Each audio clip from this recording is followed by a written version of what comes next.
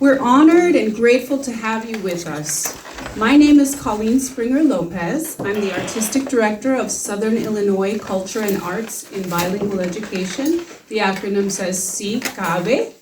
The arts fit in public and school education, or we fit in the arts, however, it's kind of a metaphor.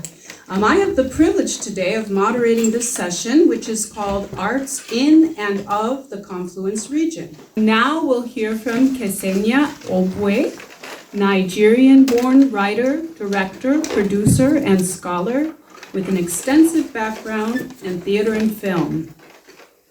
Kesiena holds a master's degree in theater, directing from Southern Illinois University, Carbondale, where she's now pursuing a PhD in mass communication and media arts. Go Dogs. She's written and directed critically acclaimed plays, including Mama Dearest, Hey Brother, and Ivy. Additionally, she's the author of musical theater productions that have toured internationally, such as Fela and the Kalakuta Queens. I hope I didn't butcher that too terribly. Waka and Queen Moremi. Her television work includes writing and producing Flossom, Season 1, for Africa Magic's Showmax. Her presentation, which is based on her master's thesis project, is titled Charles Dickens Cairo, Illinois, a prophetic confluence of past, present, and a Christmas carol. Please welcome Kesiena Obue.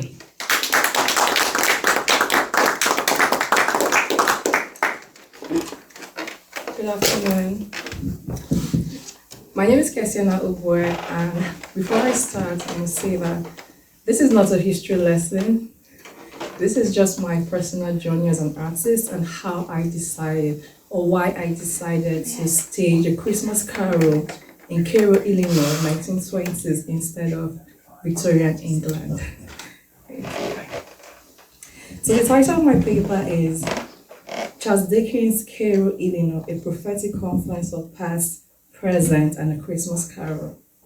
This presentation examines the unexpected yet profound intersection between Charles Dickens' depiction of Cairo, Illinois in American Notes and his literary critique of industrial London in A Christmas Carol.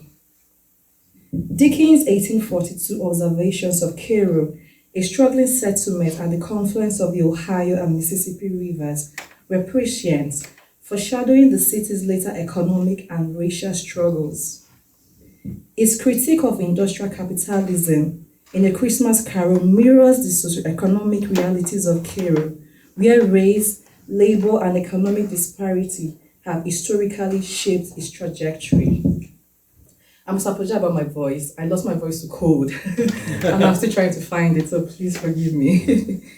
So through the lens of my directorial adaptation of A Christmas Carol, set in 1920s Cairo, this presentation explores how literature and performance can be used to interrogate systemic injustice. This adaptation reimagines Scrooge as a figure emblematic of capitalist greed, while the Cratchit family struggles reflect the realities of Black life in segregated America. By placing A Christmas Carol within this context, the production amplifies the parallels between Dickens's Victorian critique and the enduring racial and economic disparities in the United States. This presentation contributes to broader discussions on literature or arts as a socio-political tool, the historical entanglement of race and economy in the American Midwest, and the ways in which performance can serve as a medium for historical critique and cultural reclamation. It offers a new perspective on Dickens's work, positioning it not merely as a commentary on the 19th century England, but as a text with global and contemporary relevance.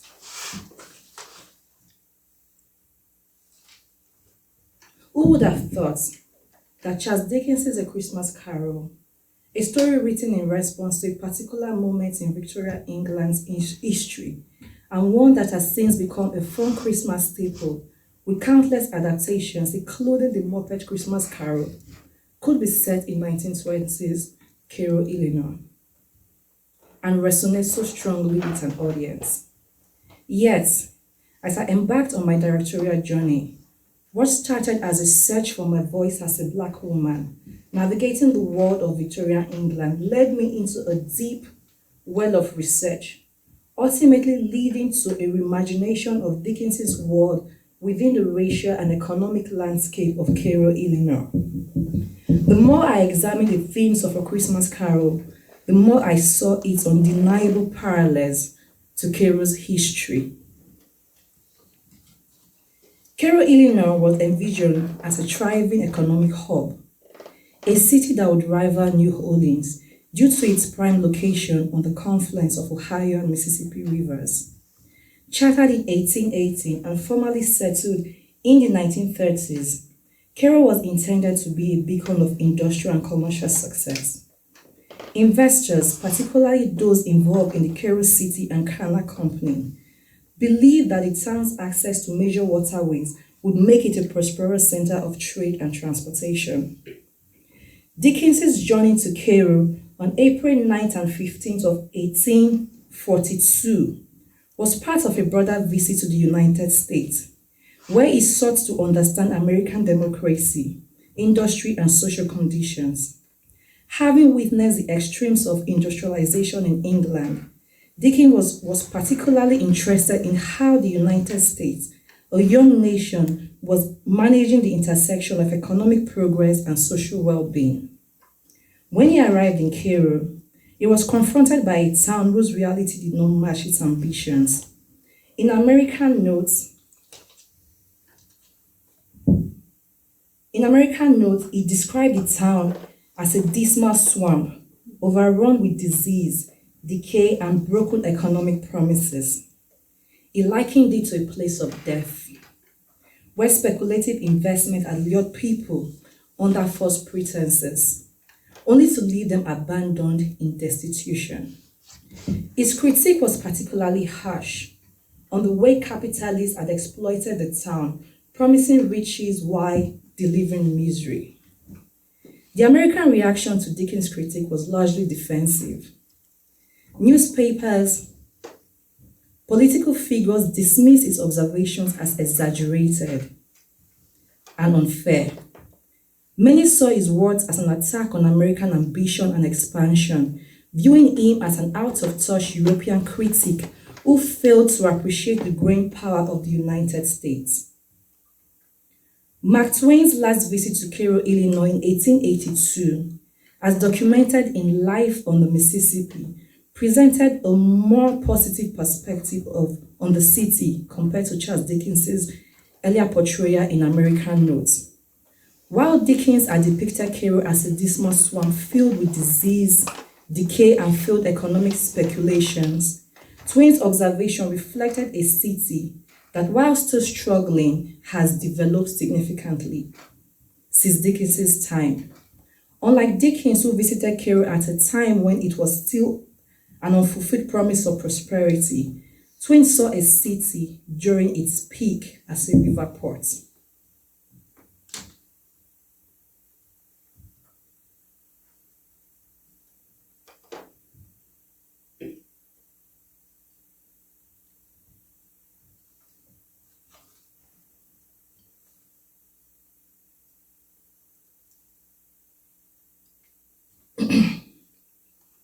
In Life on the Mississippi, Twain did not directly quote Dickens, but he did compare his observations with those of the English author. This indirect response suggests that Twain was aware of Dickens's scathing review of Cairo and sought to offer a different perspective, one that emphasized the city's progress rather than its failures. Twain's relationship with Dickens was complicated. As Alan Gribbing notes in Mark Twain's Literary Resources, Volume 2, Dickens's negative portrayal of the Mississippi River and its surrounding settlement, including Cairo, may have contributed to Twain's shifting attitude towards the English author. However, Dickens' observations were not without merit. Despite his personal reservations about Dickens, Twain acknowledged the accuracy of his critiques. In an 1895 interview, Twain remarked, Dickens in Martin Chuzzlewit and his American Notes told us a great many unpleasant truths. They were truths, undoubtedly. Cairo's decline was symptomatic of larger economic failures in speculative capitalism, inadequate planning, inequity, and the exploitation of labor. The same forces that left London's working class destitute were at play in Cairo, where economic opportunities were promised but never realized. By the time Dickens sat down to write A Christmas Carol in 1843, England was in the throes of an industrial transformation that had reshaped the country into an economic superpower. But beneath the grandeur of progress lay a darker reality, one of factories filled with exhausted laborers, of children forced into dangerous work, of entire families cramped into disease-ridden slums, while the wealthy elites grew richer off their toil. The promise of prosperity had come at a terrible cost, and Dickens, ever so attuned to the suffering of the working poor, could not look away. This growing disparity between wealth and poverty was not just an economic issue, it was a moral crisis. Dickens, deeply troubled by what he saw, turned to storytelling as his weapon of choice. He did not write A Christmas Carol simply as a ghost story for the holiday season. It was a social reckoning. Through the character of Ebenezer Scrooge, Dickens created an embodiment of unfailing capitalism, a man who hoards wealth, while those around him suffer, a man who sees the poor not as human beings but as burdens on society. When Scrooge coldly dismisses those seeking charity, insisting that the poor should either go to the workhouses or die to decrease the surplus population, he is voicing the same callous logic that had come to define the industrial age. While Dickens' A Christmas Carol was making waves in England, Cairo, Illinois was undergoing its own transformation. During the Civil War, the town became a key Union stronghold due to its strategic location. It served as a military supply center and a point of control for river-based operations. More significantly, Cairo became a destination for formerly enslaved Black people seeking refuge. The Union Army designated Cairo as a contraband camp, a place where self-emancipated Black people known as contraband were housed while their legal status remained uncertain. Though intended as a safe haven, these camps were overcrowded and poorly supplied, mirroring the workhouses and slums of the industrial England. Cairo's role in the Civil War reinforced its status as a site of economic and racial conflict. While it initially benefited from the war economy, its post-war years were marked by racial tensions that would ultimately contribute to its long-term decline. As Reconstruction efforts faltered, white residents sought to maintain racial hierarchies, enacting policies that restricted Black economic and political participation. By the late 19th and early 20th century, Cairo had become a battleground for racial justice, while Black residents demanded equal rights and fair treatment. Paul Good's Cairo, Illinois, Racism at the Flood Tide, published in 1973, presents a compelling analysis of the racial and economic forces that led to the decline of Cairo, Illinois, illustrating how entrenched white supremacy, economic stagnation, and systemic neglect coalesced to dismantle a city once brimming with potential. Good's argument is clear. He said, while uncontrollable economic development contributed to Cairo's material decline, racial politics were the primary force that stifled progress, ensuring that Black residents remained economically and politically marginalized. Good's work underscores the deep entanglement between race and economic power in American history, particularly in a city where racial violence and economic sabotage became tools for white supremacy. One of the most striking elements of Good's argument is his assertion that Cairo's economic stagnation was not simply a result of natural economic shifts, but a deliberate outcome of racial exclusion. Good highlights that historically, white elites in Cairo refused to allow black citizens access to political and economic opportunity. Despite making nearly 40% of the city's population, black residents were systematically barred from decision-making processes. According to Good, in 1973, no black had ever served on the County Housing Authority. No black had ever served on the Cairo Public Utility Commission, nor on the Building Commission or Library Board. There were no blacks in city office jobs, although 13 of 14 garbage workers were black. The 14th was a white supervisor. This passage illustrates the racialized structure of employment in Cairo. Even in municipal jobs where African Americans were allowed to participate, they were relegated to the lowest paying jobs, least influential roles, ensuring that economic power remained in the hands of white elites. Paul Gould details how economic and political marginalization were reinforced by racial violence.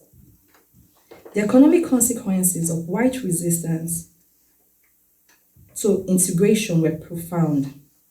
White business owners, rather than accepting black political participation, were willing to see Cairo float down the Mississippi than give a black man a break.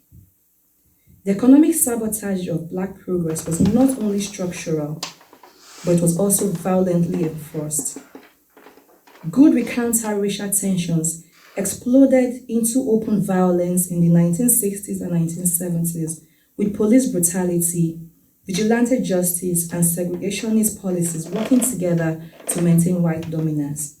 In particular, Good highlights the rise of the White Hats, a white vigilante group that formed in response to black civil rights activism. According to Good, he says, the White Hats were armed with whatever weapons they have, shotguns, rifles, pistols, and boasted that within 10 minutes they could stop everything that moves in Cairo. Good also critiques the role of local, state, and federal government institutions in allowing Cairo's decline to continue unchecked. Despite federal civil rights legislation and court rulings against segregation, enforcement in Cairo was virtually non-existent. Good notes that the Illinois State Advisory Committee found in 1966 that not one federal official who appeared at the meeting indicated that his office had working knowledge of the problems mentioned in the report. Not one official testified that his office had visited the area since the passage of applicable civil rights legislation to review the situation. Cairo's economic policies, shaped by racism, created an environment where black success was impossible. For young black residents, the only viable economic option was to live or die in poverty, a tragic irony given that the city had once been envisioned as a site of economic promise. Who would have thought, who would have imagined that Charles Dickens's beloved Christmas tale could be reimagined in the heart of this Cairo, Illinois, amidst its deep-seated racial and economic struggles. Dickens' critique of wealth disparity, systemic neglect, and the exploitation of working poor in 19th century London was eerily reflective of the racial and economic injustices that shaped the decline of Cairo. However, artistic reimagination, particularly of a beloved classic like A Christmas Carol, comes with challenges. Audiences often have deeply ingrained expectations of the story, shaped by generations of retelling that focus more on holiday wants than on Dickens' searing social critique. Shifting the setting from Victorian London So Jim Crow era Illinois was not only audacious, it came with a lot of resistance. Resistance from my school, resistance from my supervisor, resistance from everyone who knew this play. However, I had to really show them that Cairo, Illinois mirrors the society Dickens talked about in A Christmas Carol. I mean, there's always resistance when you're reframing classics, especially classics like A Christmas Carol, through contemporary or alternative lenses. But storytelling, particularly theatrical storytelling, has always been a living, evolving art form that must critique society. Through A Christmas Carol, Dickens exposed the moral failures of a society that valued wealth over human life. His critique was not just about individual greed, but about systemic exploitation and institutional neglect, about the ways in which economic structures were designed to keep the poor in poverty. And just like Dickens, my reimagination of A Christmas Carol was not just a storytelling. I was holding a mirror up to society, asking whether we have truly changed or whether we are still haunted by the same ghost of greed, systemic neglect, and injustice. When I was doing a deep analysis of A Christmas Carol in preparation for my vision and concept as a director, I saw how Cairo, Illinois mirrored the world of Dickens's play in profound ways. Both landscapes, Dickens's Victorian London and Cairo in the 19th and 20th centuries, were shaped by unchecked capitalism, systemic neglect, and social injustice.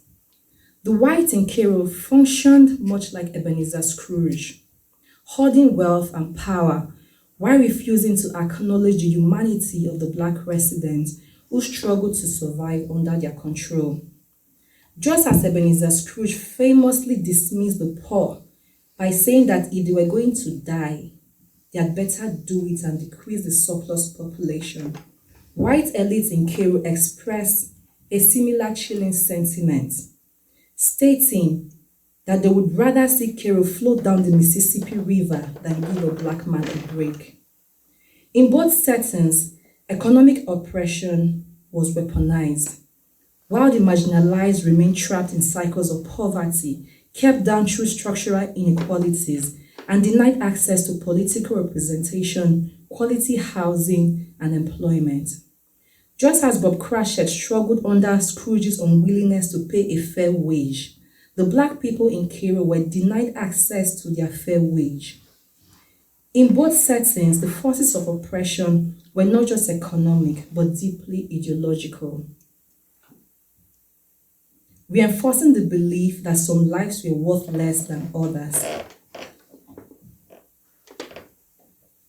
Dickens' use of time as a river in A Christmas Carol is especially haunting when viewed through the lens of Cairo's history.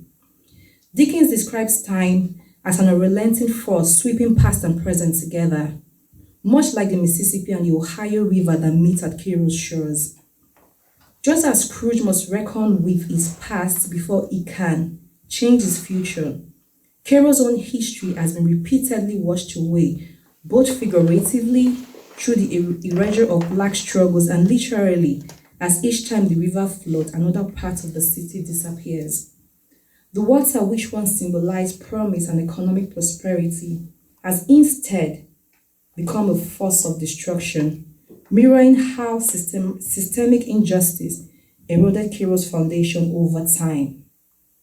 Even though Cairo was not an actual grave unshared by any ray of promise when Charles Dickens visited in 1842, I dare say that Dickens's notes on Cairo not only prophesied the city's future, but also adequately captures the world of A Christmas Carol. While this is a story that has been told as a holiday staple, wrapped in warmth and spectacle of Christmas, at its core, it is a tale of a world so diseased that the very materiality of its space had to undergo a revolution, one that came in the form of Scrooge's death, for any evolution to take place. Just as Dickens saw Cairo sinking under the weight of its own failures, A Christmas Carol presents a society paralyzed by greed and systemic neglect, where transformation is only possible through a radical reckoning with past, present, and future. In order to place A Christmas Carol within the context of the racial and economic politics that led to the decline of Cairo, Illinois, I made crucial directorial decisions.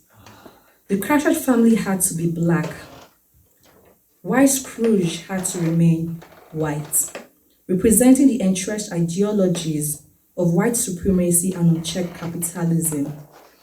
This casting choice was not simply about racial representation. It was about illuminating the historical reality of economic oppression and racial exclusion that defined Cairo's decline.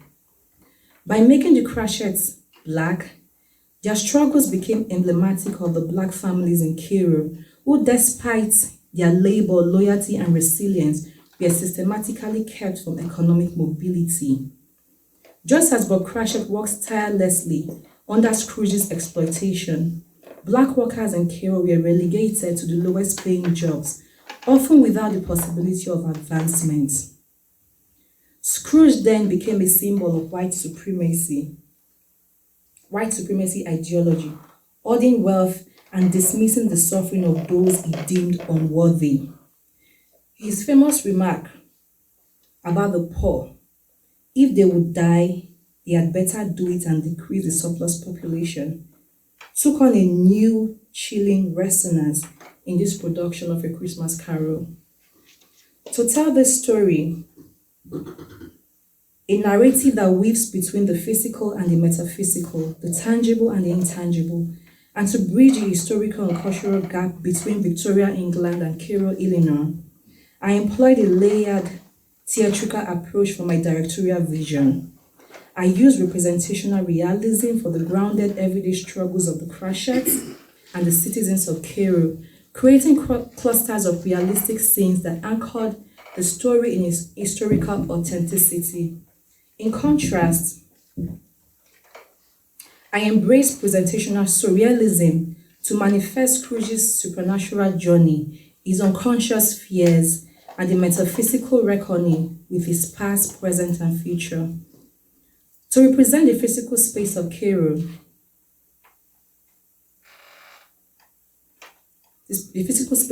in the 1920s, we incorporated key visual elements such as the iconic Cairo Arch, the river, the red and white and yellow color palette inspired by the city's architectural design during that era. The picture is kind of dim, but if you look closely, you will see the Cairo Arch on the proscenium wall. To make this production and this story resonate, I played everything in full. The infectious joy and communal spirit of Christmas in the hearts of the people versus the unrelenting horror of Scrooge's spectral torment. The warmth of hope and love and togetherness versus the stark realities of systemic injustice. Humor and celebration versus dread and despair. This reimagination, just as Dickens intended, was never meant to be a gentle reminder. It was meant to be a sledgehammer to society. A work that forces audiences to confront the ghosts of greed, racial injustice, and economic exploitation. Art is never meant to be neutral. It is shaped by the conditions in which it is created and carries the power to influence, to critique, and to transform society. The idea of art for art's sake, the belief that art should exist independently of political or social engagement, ignores the historical reality that art has always been a vehicle for resistance, a tool for exposing injustice, and a means of reclaiming narratives that have been suppressed. Charles Dickens understood this deeply, and so did I. Thank you.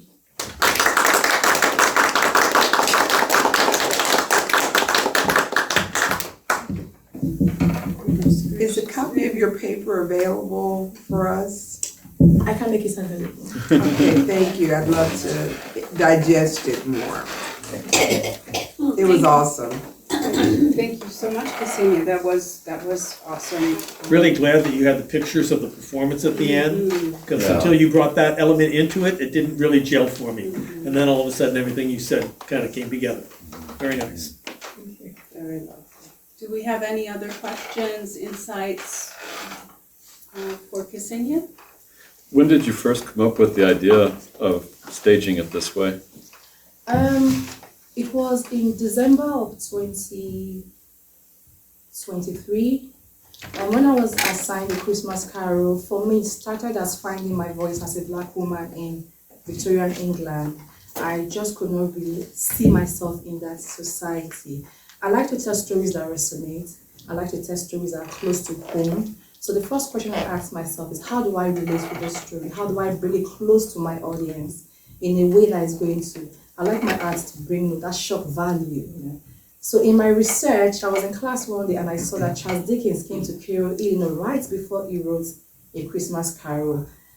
So I started researching. I could immediately see how Cairo mirrored the society he wrote about. And he didn't tell me this, I mean, he's dead. But I honestly believe that A Christmas Carol was deeply inspired by his visit to America as well as his experience in Victorian England.